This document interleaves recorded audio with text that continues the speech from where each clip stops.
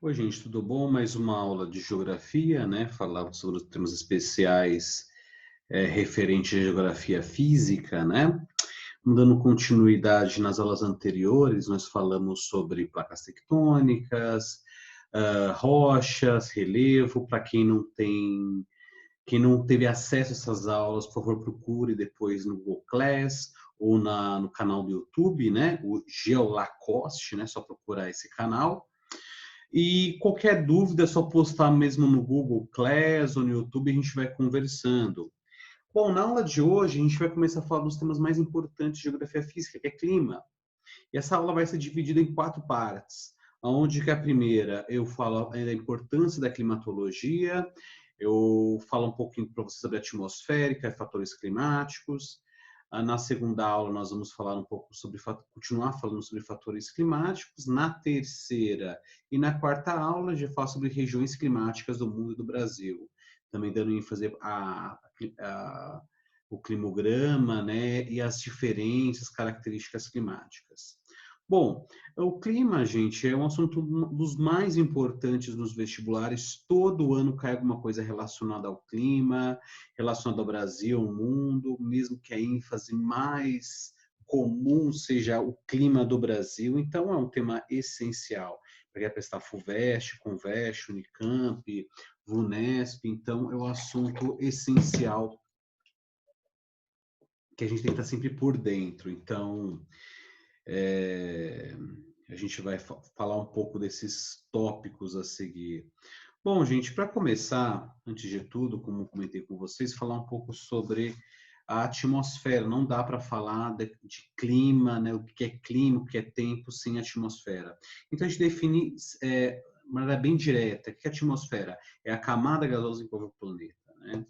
Da mesma maneira que a gente falou que a litosfera é a camada sólida, também que a gente vai ver um pouquinho que a hidrosfera é a camada líquida, e que a biosfera, mais ou menos, ela é um pedacinho disso tudo, atmosfera, hidrosfera e litosfera, que suporta a vida, né? A porção da Terra que suporta a vida. A atmosfera, ela tem essa característica fundamental, ela é uma porção que tem essa característica de compor os gases do planeta.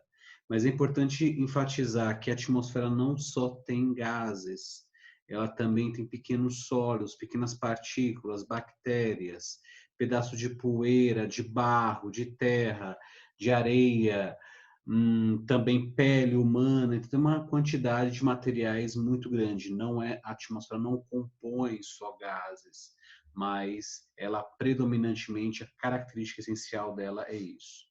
Bom, então quais são esses gases que compõem a atmosfera, né? Então qual a composição básica dela? A gente pode matar em grande parte, mais de 98%, a composição de dois elementos químicos. Primeiro, o nitrogênio. 78% da atmosfera é composta por nitrogênio. E oxigênio, que tem uma função fundamental para a vida, né, seja para a vida humana, 21%. Aí nós temos um restante aí de 1%. É claro, dependendo do manual, do livro, se pode ver 1 ou 2%, mas é uma quantidade sempre nessa variação, que a gente tem uma quantidade muito grande de gases, o argônio, o dióxido de carbono, metano, monóxido de carbono, entre outros gases, né? Então, uma composição bastante grande em termos de quantidade de elementos, mas se a gente for pensar o que constitui em porcentagem a atmosfera, são basicamente dois elementos, que é o nitrogênio e o oxigênio, como nós falamos. Ok? Então, a composição é os elementos químicos que formam a atmosfera. Basicamente, nós estamos falando disso. Beleza? Bom, então, quando a gente fala da atmosfera, é importante entender por que ela serve. Senão não estaremos aqui estudando, se não servir para nada, né? Então, quais são as funções da atmosfera? Podemos dizer assim. Primeiro, equilíbrio térmico. Então, a atmosfera, ela possibilita deixar, basicamente, o clima sem muitos extremos. Como assim? A gente pode comparar, por exemplo, a Terra com a atmosfera de Mercúrio. Mercúrio tem uma atmosfera que a gente chama de uma atmosfera bastante sensível, bastante rarefeita, não tem uma grande quantidade de gases, né? Isso faz com que o Mercúrio tem uma variação térmica de 479 graus Celsius a menos 137. Então, a gente vê que uma variação, a amplitude térmica, das máximas e das mínimas, ela é bastante grande em Mercúrio por conta disso, né? Por fato de quase não ter uma atmosfera, ter uma atmosférica muito fininha, né? Basicamente, a gente pode considerar uma atmosfera tão robusta como a nossa, então a gente tem essa característica, né, de ter uma amplitude térmica. A média térmica é quase 180 graus, né, de uma média térmica de Mercúrio. A Lua é basicamente a mesma coisa, né? Você tem uma variação basicamente de 123 graus para menos 230, mais ou menos. Então, você tem uma variação muito grande. A Lua não tem uma atmosfera, né?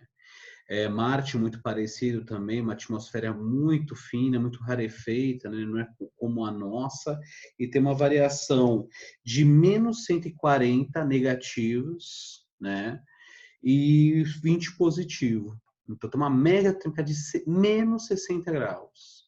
Então, a gente tem uma característica muito diferente se compara à Terra. A Terra tem uma média térmica de 14 graus. Ou seja, se a gente for pegar as regiões mais quentes do planeta, nós temos chegando a 60 positivos grandes desertos do Saara, deserto da Mongólia, né? Deserto de Gobi, né? Da Arábia Saudita, Emirados Árabes Unidos. Tem uma variação térmica que faz com que a quantidade máxima atinja essa temperatura, 50 e 60 graus. E a quantidade mínima, né, regiões da Sibéria, Polo Norte, Polo Sul, chegando aí ao contrário, menos 60. Mas mesmo assim, a média térmica ela é bastante agradável, né? Então você tem 14 graus. Então isso tem uma proteção fundamental. Então, a atmosfera também tem uma função importante de proteção, né, dos raios UV.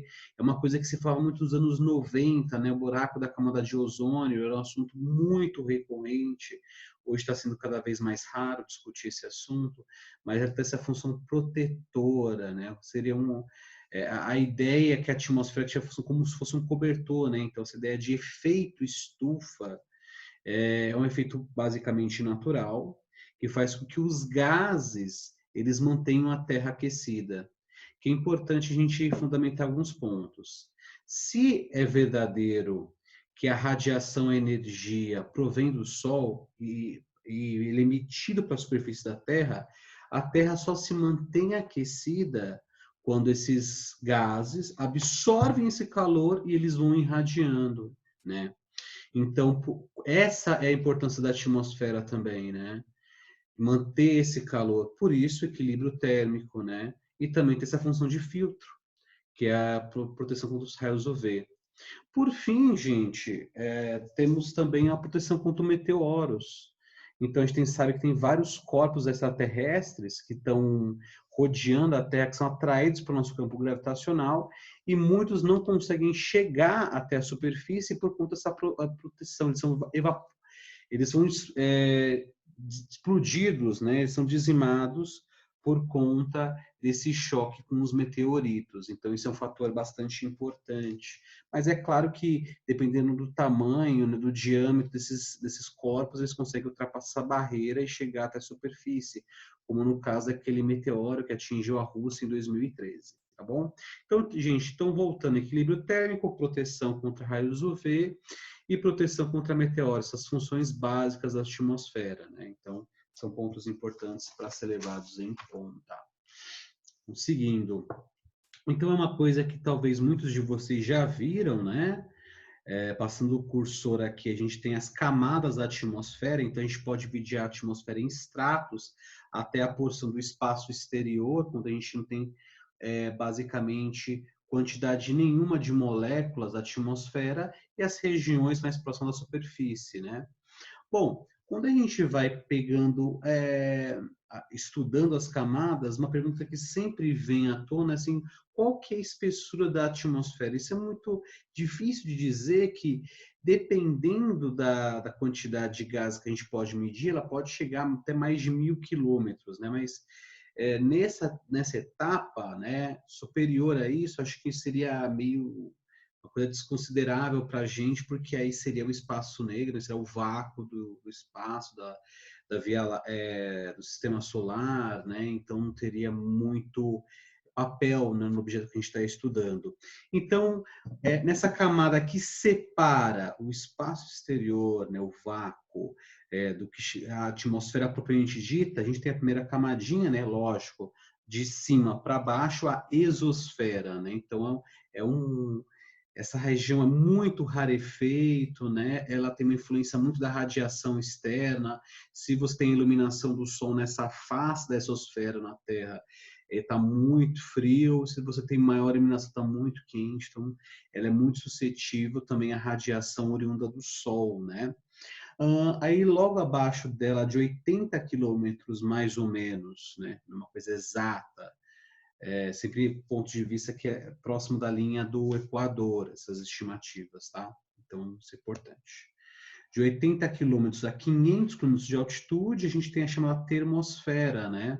Que é uma região que tem um fenômeno nessa partezinha, um fenômeno muito bonito, né? Que é a chamada aurora, né? Que acho que talvez seria importante a gente falar um pouquinho sobre as auroras, né? O que são as auroras? As auroras são fenômenos que têm uma relação bastante interessante da Terra em relação ao Sol. Em parte do que nós estamos estudando a atmosfera, a Terra tem tem um campo magnético que a gente chama de magnetosfera. Ele existe por conta dos fatores oriundos do núcleo.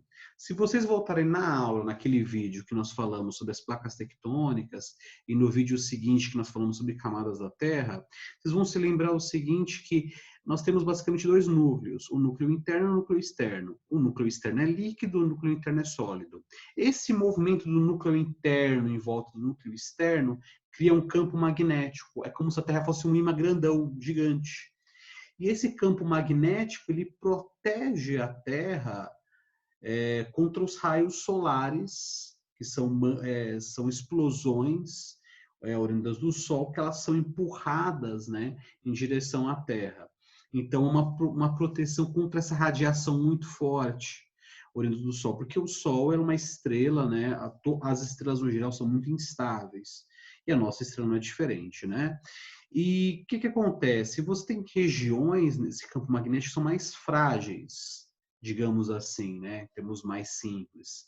E elas servem mais ou menos como a entrada de uma quantidade dessa radiação oriunda desses ventos solares, né? E essa radiação forma o que a gente chama das auroras.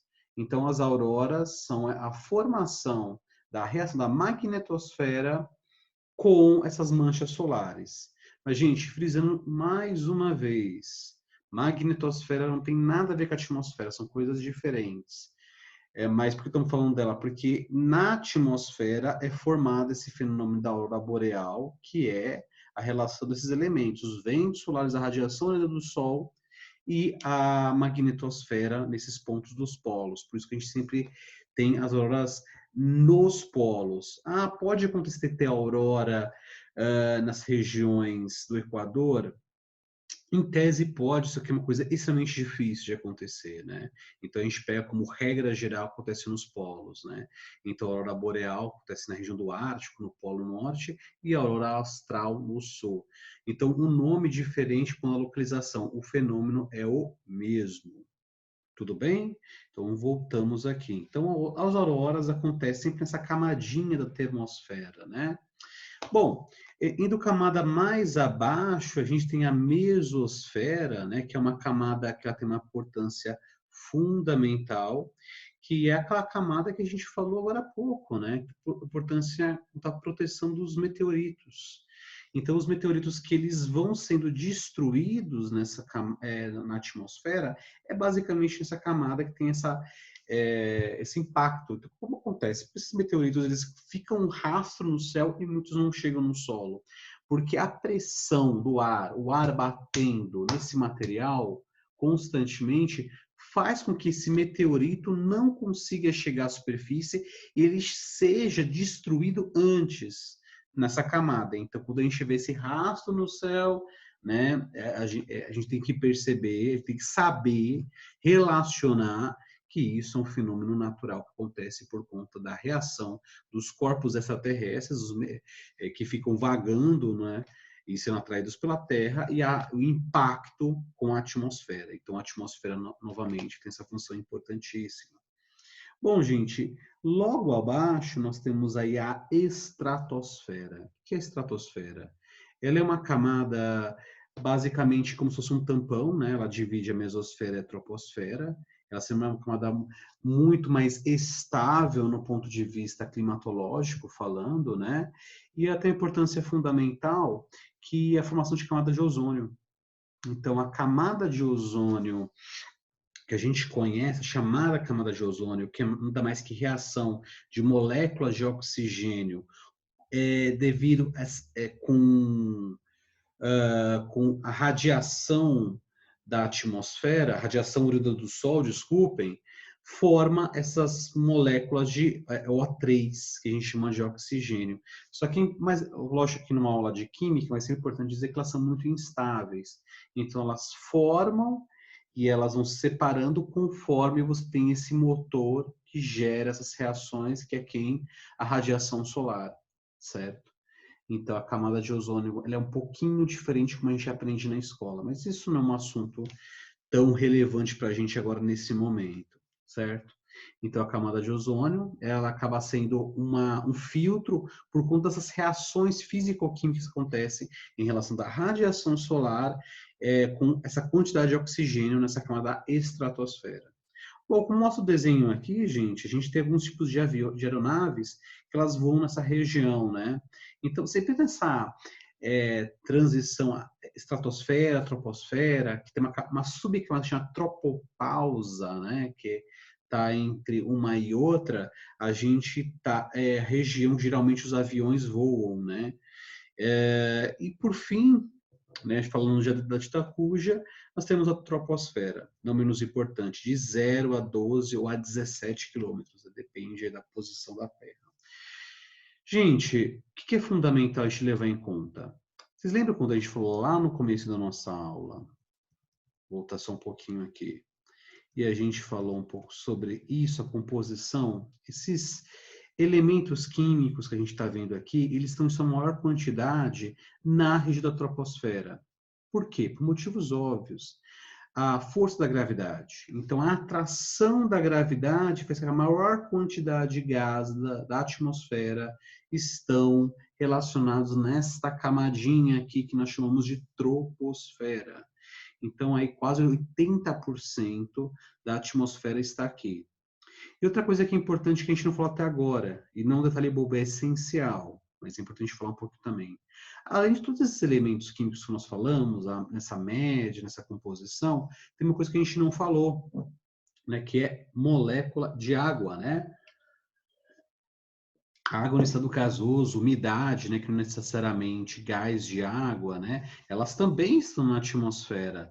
Mas por que a gente não coloca, não computa isso na composição atmosférica? Por um motivo muito simples, que a molécula de água é muito instável. Ela pode estar na atmosfera, né, que a gente chama de umidade do ar, durante, principalmente em épocas quentes, mas ela pode, com o passar do tempo, né, se reunir, se formar através de nuvem, depois ter a precipitação e a umidade do ar cai. Então, por conta da instabilidade, né, da mobilidade muito grande das moléculas de água, a gente não considera nessa composição, mas é importante levar em conta que os fenômenos atmosféricos, os fenômenos climatológicos que a gente vai estudar, eles têm uma relação muito forte com a água, muito forte.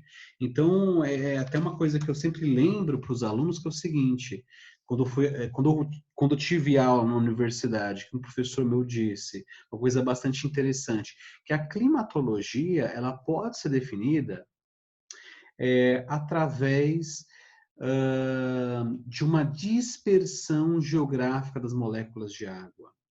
Então, assim, se a gente for pensar, o clima ele tem uma relação muito próxima com um excesso ou a falta de água em áreas territoriais. Pensa desertos, áreas geradas, não só o excesso ou a falta, mas o estado físico. né? Como áreas polares, por exemplo.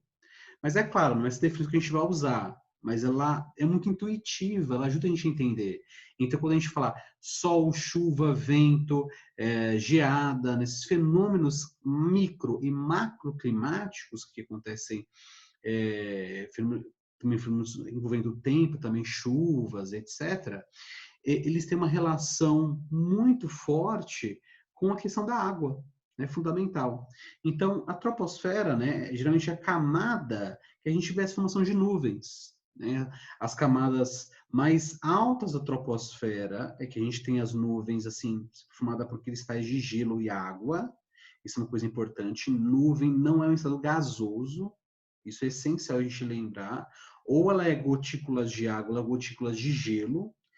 E são pontos importantes para a gente levar em conta. Então, o que a gente vai falar nessas aulas seguintes é basicamente o que acontece nesses 17 quilômetros, de 12 a 17, que é da troposfera.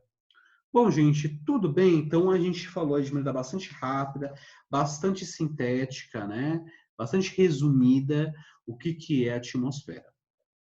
Bom, isso aqui nós já falamos, então nós temos o próximo tópico que é tempo e clima. Parece que são sinônimos, mas não é. Então, tempo, né, está muito relacionado, a gente pode pensar muito aquela moça do tempo, aquela moça que vai mostrar no jornal, falar, e tal região está propícia a ficar mais seca nos próximos dias, a fazer sol, tá tempo nublado, chuvoso, ciclones, tornados, entre outras coisas. Mas a gente pode pensar que tempo é uma coisa fugaz, rápida, que pode mudar constantemente. Então, nós definimos tempo como condições temporárias da atmosfera, que elas podem mudar constantemente, até em alguns poucos minutos ou horas. Então, pensar o seguinte, numa certa manhã, eu tenho uma manhã muito chuvosa, só que à tarde faz sol. Então, o tempo mudou. Então, será uma coisa, um fator que caracteriza o tempo é a mutação, a transformação, a metamorfose, né, de condições atmosféricas. Beleza? O clima não, o clima se define pela permanência, para fixação, por uma característica de longa duração, né? Então, são condições permanentes sempre relacionadas a um território, a uma região. Tudo bem?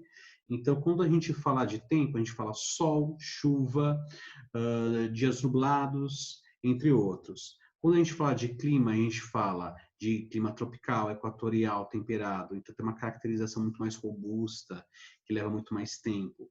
Para eu caracterizar um clima, eu tenho que fazer um estudo aprofundado de uma região, detalhado, dia após dia, medindo a temperatura, a umidade do ar, a precipitação, e a partir disso, dia após dia, mês após mês, eu vou ter aqui aí alguns anos de dados que falam sobre essa região. Então, depois de cerca aí de 30 anos, que é uma média, né, de longa duração de uma região, eu tenho mais ou menos uma ideia do clima daquela região. Então, assim que se formam a ideia de clima de uma região. Então, é por isso que, por exemplo, eu estou aqui em São Paulo. É por isso que a gente sabe que no final do ano, mais ou menos novembro, dezembro até março, costumam ser os meses mais chuvosos. Né? Então, verão, né, muito mais quente, massas de ar muito mais úmidas, muito mais atuantes, isso faz com que tenha períodos mais chuvosos. Mas vocês podem perguntar, pô, mas as chuvas não são as mesmas e os dias chuvosos também não. Então, por exemplo, pode ter ano que eu tenho chuva um pouco maior, chuva um pouco menor, eu posso ter dias específicos que chovem, no ano seguinte posso ter esses dias, ser uns dias mais secos, pode acontecer? Pode, mas o clima, ele trata de uma ideia de regularidade, então não quer dizer que vai acontecer da forma que está falando, mas tem uma tendência a. Isso é ciência. Então, a ciência ela trata dessas tendências. Mas, lógico, a tendência também trabalha com a ideia de erro. Né? Então, quando a gente vai falar de clima, vai falar de uma longa duração, características no decorrer de um ano, estudado através de anos e anos a fio por cientistas. Tudo bem, gente? Eu sempre gosto de comparar tempo e clima com coisa bastante direta. O clima, ele estaria relacionado com O clima estaria relacionado com um álbum de fotografias, uma coleção de fotos. Então pensa o seguinte, se eu pego uma câmera e tiro uma fotografia de uma pessoa, a minha mesmo, tirar agora uma fotografia, é um momento instantâneo, daquele momento específico, dando aula sobre climatologia. Agora, se eu pegar um álbum de fotografias meu, eu tenho minhas fotos de pequeno, aí adolescente, depois adulto, aí uma sucessão de fotografias. Um álbum conta uma história, uma longa duração de uma pessoa. Da mesma maneira que o clima é uma história de longa duração, uma sucessão de tempos. Tudo bem, gente? Beleza? Bom, agora a aula esticou um pouquinho, né? A próxima aula eu falo sobre fatores climáticos, né? Deixar para falar a próxima aula, que a gente vai falar isso no próximo tópico. Mas antes de terminar essa aula, é importante entender o que são os fatores climáticos. Vamos pensar a seguinte coisa. Se a gente está estudando clima na Terra, por que a gente não tem um clima único, um clima global? Porque tem uma diferença tão grande de São Paulo para a Sibéria, da Sibéria para Nova York, de Nova York para Tóquio, de Tóquio para Pequim e por aí vai. Por que eu tenho essas diferenças? Quais que são os influenciadores? Esses influenciadores nós chamamos de fatores climáticos. E ele é o tema de nossa próxima aula. A gente vai entender como esses influenciadores ou fatores influenciam o clima das regiões. Tudo bem, gente? Quem não assistiu as outras aulas, as suas próximas aulas, ajuda a dar like no vídeo aí para a gente levar para mais pessoas esse conhecimento e obrigado. Até mais.